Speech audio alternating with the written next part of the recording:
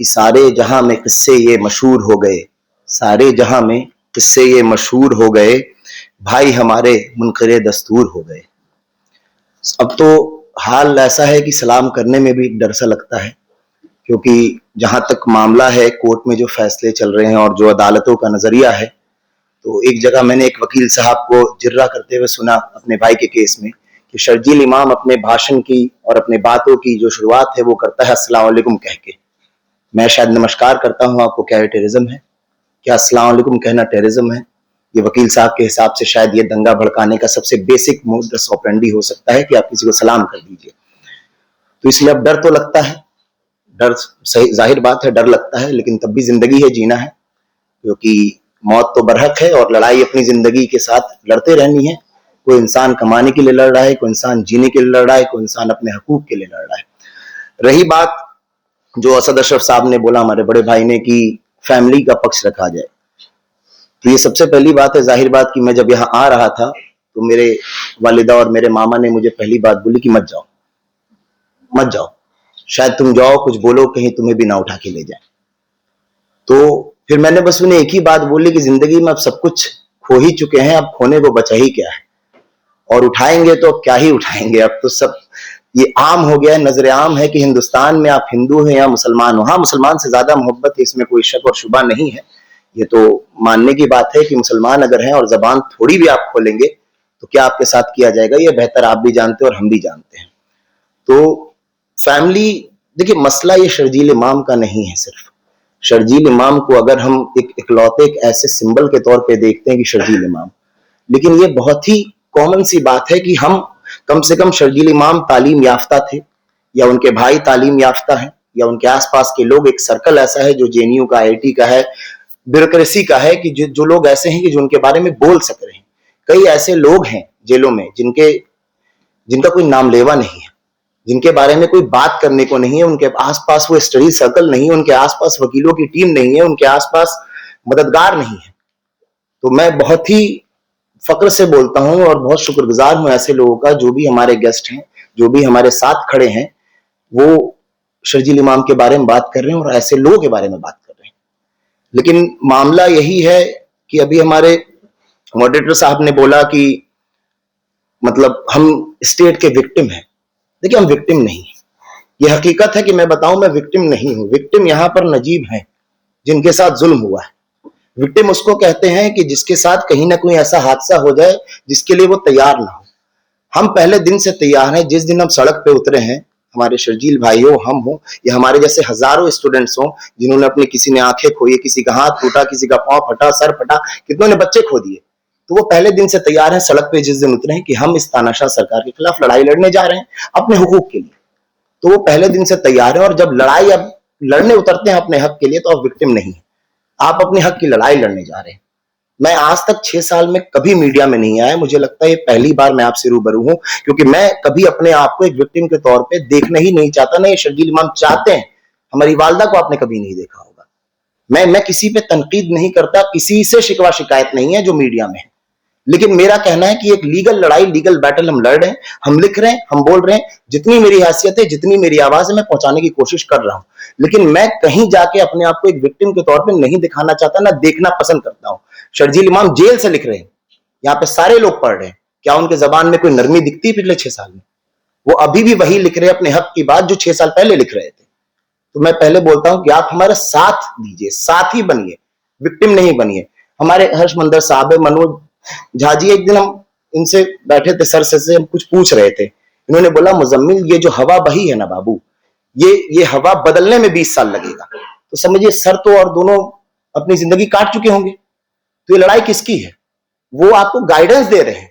अगर आप हिम्मत नहीं करते हैं तो झा जी कुछ नहीं कर पाएंगे, हर्षमंदर सर कुछ नहीं कर पाएंगे। ये लड़ाई आपकी है, आपको अपनी अगली नस्ल को तैयार करना है। वो सबसे बदकिस्मत कौम और देश है जो अपनी अगली नस्ल को ना तैयार करे। ये कोशिश कर रहे हैं तैयार करने की, क्या हम तैयार होने के लिए हैं, प्रिपेयर्ड हैं?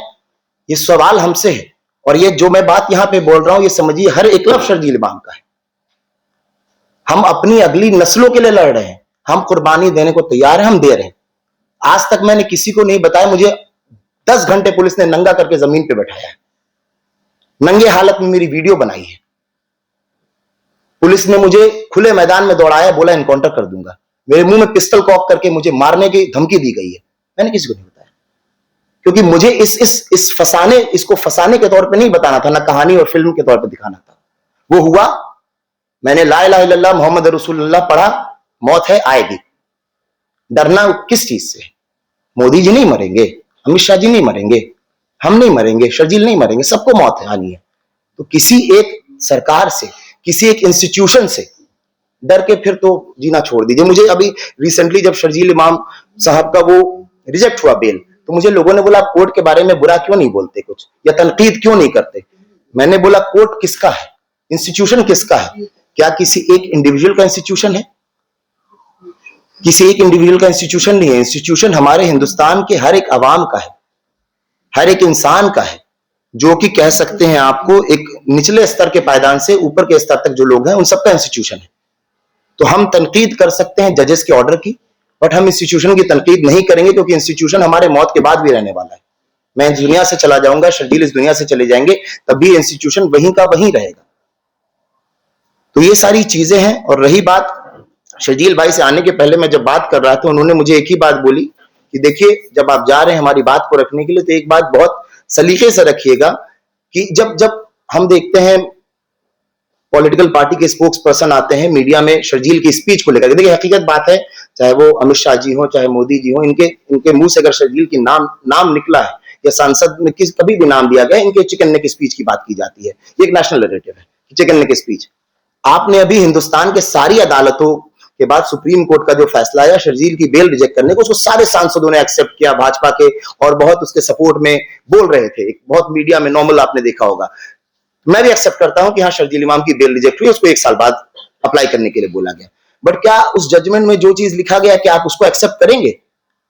उस जजमेंट में लिखा गया है कि शर्जील इमाम talked about the choking of essential services chicken neck के पास की। कहां उसमें जज साहब ने मेंशन किया कि शर्जील इमाम ने देश काटने की बात कही? शर्जील इमाम टेररिस्ट है, ट्रेटर है, सिडिशियस है। आप पूरा सुप्रीम कोर्ट का जजमेंट उठा के देख लीजिए। तो मीडिया सिर्फ एक पर्सपेक्टिव के हिसाब से एक सेलेक्टेड नैरेटिव चला रही है, और मुझे बहुत शर्मिंदगी ये होती है कि बड़े बड़े पॉलिटिकल पार्टी के स्पोक्स पर्सन से जब शर्जील इमाम की स्पीच के बारे में तफसीरा किया जाता है, तो वो ये नहीं बता पाते, उत्तर प्रदेश के सांसद होने के बावजूद, कि इलाहाबाद हाईकोर्ट ने लिखा है कि शर्जील इमाम ने कभी हथियार उठाने की बात नहीं कही, शर्जील इमाम ने कभी देश काटने की बात नहीं कही, शर्जील इमाम ने किसी को वायलेंस करने के लिए नहीं कहा। तो भाई इलाहाबाद हाईकोर्ट के ऑर्डर को आप नहीं मान रहे हैं, आप एक लोअर कोर्ट का ऑर्डर जाके पढ़िए जिसमें शर्जील इमाम को स्केपगोट बताया गया, आप इसकी बात नहीं कर रहे। शर्जील इमाम के स्पीच से आपको इख्तलाफ है ना, तो फिर इस देश का सुप्रीम बॉडी कौन है? Supreme court. Supreme court, high court जब शर्जील इमाम की स्पीच को सेडिशियस नहीं बोल रही बेल देते टाइम, जब उसने देश काटने की बात और देशद्रोही का जिक्र नहीं कर रही, तो फिर आपको इस हकीकत को नॉर्मलाइज करने में क्या मसला है कि किसी एक लफ्ज को पकड़ करके एक नैरेटिव के अंतर्गत शर्जील इमाम को उठाया गया? मुझे इस बात से कतई एतराज है कि शर्जील इमाम की स्पीच से आप पसंद है नापसंद है, there is a different point of view, लेकिन अगर आप रूल ऑफ लॉ है तो रूल ऑफ लॉ में हिंदुस्तान में कत्ल करने के बाद सजा दी जाती है, सिर्फ कत्ल करने के बोलने पर सजा नहीं है। शर्जील इमाम ने बोला मैं ब्लॉक कर दूंगा, ब्लॉक हुआ भी नहीं और आप 6 साल से सजा दे रहे हैं। मेरा मसला कुछ नहीं है, मैं आज भी बस एक बात क्लियर करने आया हूं अपने सारे लोगों के सामने कि शर्जील इमाम की स्पीच सेडिशियस नहीं है।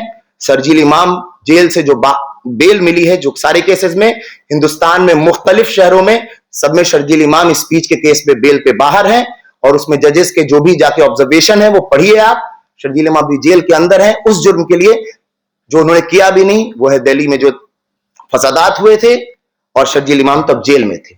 बात करते हैं कॉन्स्पिरेसी की। अभी हर्षमंदर साहब मुझे अभी बता रहे थे बाहर की, शर्जील से मेरी एक बार मुलाकात हुई है, वो भी कुछ खाने के टेबल पे 2-4 मिनट की, और वो भी शाहीन बाग प्रोटेस्ट के वक्त। उसके बाद इन्होंने जिंदगी में शर्जील इमाम को जाहिरी तौर पे देखा भी नहीं, और ये शायद कॉन्स्पिरेसी में इनका भी एक रोल था। अब ये तो बहुत हैरतअंगेज बात है। उमर खालिद 6 साल लगभग, ये लोग 4 साल 5 साल साथ में रहे जेएनयू में। शर्जील इमाम और उमर खालिद की 1 या 2 मुलाकात हुई, शायद गंगा ढाबे पे, जो जेएनयू के लोग बहुत बेहतर जानते हैं, और वो भी किसी टॉपिक पे बहस करते हुए। मिजाज तो मिलना बहुत दूर की बात है। तो अब ये 2 लोग ऐसे जो मुख्तलिफ सोच के हैं, मुख्तलिफ आइडियोलॉजी, दोनों अपना सही काम कर रहे हैं, मुझे किसी के आइडियोलॉजी से एतराज नहीं, लेकिन जो मुख्तलिफ सोच के लोग को आप कॉन्स्पिरेटर बताते हैं, जो कि आज तक जेल में भी एक टॉपिक पे एक साथ ना हो सके। अभी भी बहस चली रही है दोनों के अंदर भी, जब बसेज में आते हैं साथ में तो इनकी बहस चलती रहती है। आप उनको को कॉन्स्पिरेटर बताते हैं। तो ये तो एक हास्यास्पद चीज है, बट लेकिन मैं आपसे बस यही आरजू करता हूं कि हमारे जो सीनियर यहाँ पे गाइडेंस देने के लिए बैठे, एटलीस्ट इनसे गाइडेंस लीजिए। ये अपनी उम्र के उस पड़ाव पे हैं जहां ये सिर्फ आपको समझा सकते हैं, सिखा सकते हैं, लेकिन लड़ाई आपको लड़नी है। जरूरी नहीं है सरकारें बदलेंगी, जुल्म का पैमाना बदलेगा, तरीका बदलेगा, आपको सीखने की जरूरत है उस लड़ाई लड़ने को। बहुत बहुत शुक्रिया।